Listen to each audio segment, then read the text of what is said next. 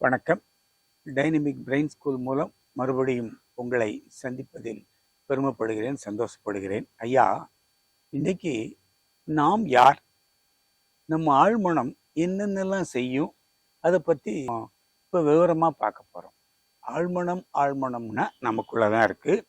அது ஆழ்மனங்கிறோம், உள்மனங்கிறோம், அகமனங்கிறோம். அதுக்கு நிறைய என்னென்னலாம் சொல்லணுமோ அவ்வளவும் சொல்லலாம். அப்பேற்பட்ட மிகப்பெரிய புதையல் நம்முடைய ஆழ்மனம் நமக்குள்ளதான் இருக்கு. இந்த ஆழ்மனம் எது கேட்டாலும் கொடுக்கும், எப்ப கேட்டாலும் கொடுக்கும், எப்படி கேட்டாலும் கொடுக்கும். ஆனா அந்த நேரத்துல அந்த தேவை நமக்கு தேவைப்படணும், அப்படின்னா தான் அந்த ஆழ்மனம் கொடுக்கும். மறந்துடாதீங்க. இதுக்கு ஒரு உதாரணம் இப்ப நான் சொல்றேன், கேளுங்க. என் வாழ்க்கையில நிறைய என் ஆழ்மனம் சொன்னபடியெல்லாம் நான் செஞ்சிருக்கேன், நிறைய சாதிச்சிருக்கேன்.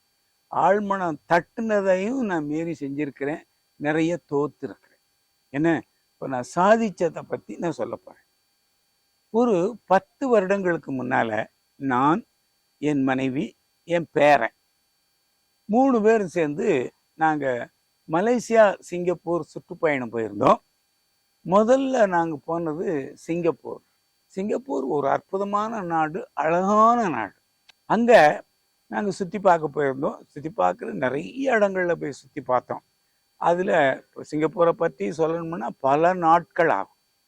நாங்க அந்த ட்ரெயின், எம்ஆர்டின்னு சொல்லுவாங்க, ட்ரெயின் அற்புதமா இருக்கும், எங்க வேணுமாலும் போகலாம். அதே மாதிரி பஸ்ஸு அற்புதமா இருக்கும், எங்க வேணுமாலும். அவ்வளோ பெரிய கூட்டத்தை எந்த விதமான சிரமம் இல்லாம அந்த எம்ஆர்டி ட்ரெயினும் அடுத்தது பஸ்ஸும் அவ்வளவு அற்புதமா இருக்கும். நாங்க பார்க்க போன இடம் என்னன்னா சந்தோசா. சிங்கப்பூரே ஒரு ஐலண்ட், அங்க சந்தோசாங்கிறது இன்னொரு பெரிய ஐலண்ட். அந்த ஐலண்ட்ல அதாவது உலகத்தில் உள்ள எல்லா சுற்றுலா பயணிகளுக்கும் வரக்கூடிய அந்த ஐலண்ட் சந்தோசான்னு பேர். அங்க நிறைய பார்க்கறதுக்கு ஒரு அற்புதமான காட்சிகள் நிறைய இருக்கின்றன, எக்கச்சக்கமான காட்சிகள் இருக்கின்றன. அது 2-3 நாள் ஆகும் முழுசா சுத்தி பார்க்க. நாங்க அந்த சந்தோஷாவுக்கு காலையில பார்க்க போயிருந்தோம். அதுல டிக்கெட் சிங்கப்பூர் டாலர் $6, வயசானவங்களுக்கு சீனியர் சிட்டிசனுக்கு $4, இந்த ஸ்டூடெண்ட்ஸ்க்கு $2.5 இந்த மாதிரி கன்செஷன் வச்சிருக்காங்க. அந்த சந்தோஷா உள்ள சுத்தி பார்க்கறதுக்கு. ஆனா ஒவ்வொரு நிகழ்ச்சிக்கும் தனித்தனி ரேட், அங்க நடக்கக்கூடிய ஒவ்வொரு என்டர்டெயின்மெண்ட்டுக்கும் தனித்தனி ரேட். நாங்க காலையிலேயே போயிட்டோம். இந்த சந்தோஷாவுக்கு என்ட்ரன்ஸ் டிக்கெட் வாங்கிட்டு உள்ள போயிட்டோம். அங்க அன்னைக்கு எங்களால் 2 இடம் தான் பார்க்க முடிஞ்சது. ஒன்று யுனிவர்சல் ஸ்டுடியோ, இன்னொன்று மிகப்பெரிய அக்வேரியம். அந்த யுனிவர்சல் ஸ்டுடியோ காலையிலேருந்து மத்தியானம் வரைக்கும் நிறைய சுற்றி பார்க்கும். அவ்வளவு அற்புதமான காட்சிகள் அங்கே இருக்கிறது அந்த யுனிவர்சல் ஸ்டுடியோ. அதெல்லாம் சுற்றி பார்த்துட்டோம். அதுக்கப்புறம் என் பேரன் சொன்னார், அவர் எனக்கு ரொம்ப பசிக்குது, நான் உடனே சாப்பிடணும்ட்டார். சரியா, வாங்க போவோம்னு போனால் நாங்கள் போகிற வழியில் ஒரு ஐஸ்கிரீம் ஸ்டால் இருந்தது. தாத்தா வாங்க இங்கே போவோம், இங்கே போகணும், உடனே போய் எனக்கு பசிக்குதுன்னு ஏதாச்சும் சாப்பிடணும்னாரு. அவர் உடனே அங்கே போனோம். அவருக்கு ஐஸ்கிரீம் பிரியர், அதனால் உனக்கு என்னென்ன ஐஸ்கிரீம் வேணுமோ வாங்கி சாப்பிடியான்ட்டேன். அவர் பிரியா இஷ்டத்துக்கு வாங்கி சாப்பிட்டாரு. என் மனைவி பக்கத்தில் இருந்தாங்க. நான் ஒரு ஐஸ்கிரீம், என் மனைவி ஒரு ஐஸ்கிரீம் வாங்கி சாப்பிட்டோம்.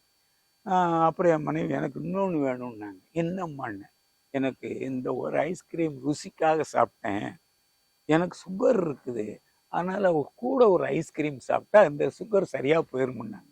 அவங்க சித்தாந்தம் சுகரை பார்க்குறதுக்கு இன்னொரு சுகர் சாப்பிட்டா சரியாக போயிடும். ரைட்டுமா தாய், உங்கள் விருப்பம், நீங்கள் என்ன வேணுமா சாப்பிட்டுக்கிடுங்கன்ட்டு. அப்புறம் சாப்பிட்டு முடித்தோம். அதை முடிச்சுட்டு ஒரு நிறைஞ்சிருச்சு. உடனே அடுத்த இடத்துக்கு சுற்றி பார்க்க போயிருந்தோம். அக்வேரியம், மிகப்பெரிய அக்வேரியம். அங்கே டால்ஃபின்ஸோ அற்புதமாக நடக்கும். டால்ஃபின்ஸோ அந்த மாதிரி காட்சிகள் நிறைய பார்க்கலாம். அது மீன், டால்ஃபின் மீன்ங்கிறது என்னென்ன வித்தைகள் செய்து மனிதர்களோட எப்படி விளையாடுதுங்கிறது அங்கே மிகப்பெரிய பொழுதுபோக்கு ஸ்தலம். சின்ன பிள்ளைகளுக்கு ரொம்ப ரொம்ப நல்லா இருக்கும். அப்பேற்பட்ட இடம் அந்த சிங்கப்பூரில் உள்ள சந்தோஷாவில் இருக்கக்கூடிய அக்வேரியம். அதில் முக்கியமாக நம்ம பார்க்க வேண்டியது அந்த டால்ஃபின் ஷோ. அதையும் பார்த்துட்டோம். அதையும் பார்த்துட்டு அதுக்கப்புறம் நாங்கள் ஜோகூர் பார் போக வேண்டியிருந்தது. ஜோகூர் பாரில் என்ன விசேஷம்னா, அங்கேருந்து ஒரு 15 கிலோமீட்டர் தான். நடுவில் ஒரு பார்டர், 2 நாட்டுக்கும் பார்டர்ல ஒரு பாலம் தான் இருக்கு. சிங்கப்பூரையும் ஜோகூர் பாரையும் பிரிக்கிறதுக்கு நடுவில் ஒரு பாலம். அந்த இடத்துல தான் இமிகிரேஷன் இருக்குது. இமிகிரேஷன் சிங்கப்பூரில், ஜோகூர் பார் இந்த எண்டில் ஜோகூர் பார் இமிகிரேஷன் இருக்குது. அங்கே அந்த நாட்டை, அந்த சிங்கப்பூரை கடந்து ஜோகூர் பாருக்கு நடுவில் பெரிய பாலம், 15 கிலோமீட்டர் தான். சரி, அதை புறப்பட்டோம். ரெடியாகி புறப்படும் போது நாங்கள் ஒரு பை வச்சுருந்தோம். அந்த பை காணாமல் போயிடுச்சு. என்னையா அந்த பை வச்சுருந்தோமே, அந்த பை எங்கன்னு என் பேரங்கிட்ட கேட்டேன். அவன் எனக்கு தெரியாது தாத்தா. என் மனைவிட்டையும் கேட்டேன், மனைவியும் தெரியாதுன்றுச்சு. ஐயோ, அப்போ என்ன செய்ய, அந்த பேக் இருந்தால் தானே நம்ம ஜோகூர் பார் போக முடியும், இல்லைன்னா முடியாது. பாஸ்போர்ட்டு அதில் தான் இருக்குது, பணம், செலவுக்கு பணம் அந்த பேக்கில் தான் இருக்குது. நம்ம இல்லைன்னா ஒன்றுமே செய்ய முடியாது. உடனே போய் நம்ம போலீஸில் கம்ப்ளைண்ட் பண்ணணும், அதுக்கடுத்து இந்திய தூதரகத்துக்கு போகணும், அங்கேயும் போய் கம்ப்ளைண்ட் பண்ணணும். இந்த மாதிரி பெரிய பிரச்சனைகள் இருக்கு, என்ன செய்யணும்னு நான் ரொம்ப யோசனை பண்ணி என் ஆழ்மனதை கேட்டேன். ஐயா, நாங்கள் வந்தது உண்மை, ஆழ்மனமே எனக்கு எப்படியாவது உதவி செய், நீ கண்டுபிடிச்சு கொடு, எனக்கு பாஸ்போர்ட்டினுடைய என்னுடைய அந்த பேக்கை கண்டுபிடிச்சு கொடுன்னு நான் ஆழ்மனத்தை ரொம்ப வேண்டி கண்ணை மூடிட்டு வேண்டின ஒரு 2 நிமிஷம் கழிச்சு உடனே என் பேரன், தாத்தா இந்த ஒரு 10 பையங்க போறாங்க பார்த்தீங்களா, அவங்க சட்டையில் ஐஸ்கிரீம் படம் போட்டிருக்கு, ஒரு வேளைக்கு நம்ம அங்கே போய் பார்ப்போம் தாத்தா, அந்த ஐஸ்கிரீம் கடையில் ஒரு வேளைக்கு இருந்தாலும் இருக்கும்னு சொன்னோம். அப்போ வாப்பா போவோம்னு. ரொம்ப தூரம் திருப்பி என் மனைவியை ஒரு இடத்துல இருக்க சொல்லிட்டு நாங்கள் அப்படியே நானும் என் பேரனும் அங்கே போய் அலைஞ்சு போய் பார்த்தா நாங்கள் எங்கே வச்சிருந்தோமோ அங்கே தான் இருக்குது அந்த பேக். பார்த்தீங்களா, சிங்கப்பூரில் சட்டத்துக்காக மனிதர்கள் எந்த பையன் எங்கே இருந்ததோ அதை யாருமே எடுக்கலை. பார்த்தீங்களா, அதுதான் அந்த நாட்டினுடைய நாணயம், நம்பிக்கை. எடுக்கல, அதை எடுத்து பார்த்தோம், பேக்கை திறந்து பார்க்கும்போது எங்கள் பாஸ்போர்ட் இருந்தது, நாங்கள் வச்ச பணம் இருந்தது. அப்படியே போய் அந்த அந்த ஸ்டால் உரிமையாளர்கிட்ட சொல்லிட்டு போயிட்டோம். வேற என்ன நினைச்சாலும் தெரியுமா, அந்த மாகாளியம்மன் கோயிலில் போய் நம்ம அந்த கண்ணாடி இதை பார்க்க முடியாது, கண்ணாடி கோயிலில் பார்க்க முடியாது, அங்கே நிறைய நம்ம உருவங்கள் ஆயிரக்கணக்கில் தெரியும், ஏன்னா அவ்வளவு கண்ணாடிகள் ஒட்டியிருக்காங்கன்னு அவன் அழுதுட்டான். அவன் எப்படியாவது திருப்திப்படுத்தியே ஆகணும். அங்கே இருக்காதான் ஆழ்மனதை போய் வேண்டி எப்படியாச்சும் எங்கள் பேக் எடுத்து கொடுன்னு வேண்டுறதுனால அந்த ஆழ்மனம் எங்களுக்கு அந்த பையங்களை வர வச்சு அந்த ஐஸ்கிரீம் படத்தை காட்டி எங்களுக்கு போய் அதை எடுத்த. இப்படித்தான் உங்க ஆழ்மனம் என்ன கேட்டாலும் இந்த பையை எடுத்துட்டு வந்து கொடுக்காது, அது ஒரு காட்சிகளா காட்டும். இங்க போங்க, இப்படி எடுங்கன்னு இந்த மாதிரி காட்சிகளா காட்டும். அந்த பையை எடுத்துட்டு திருப்பி நேரம் வந்து நாங்கள் ஜோகூர் பார் வந்தோம்.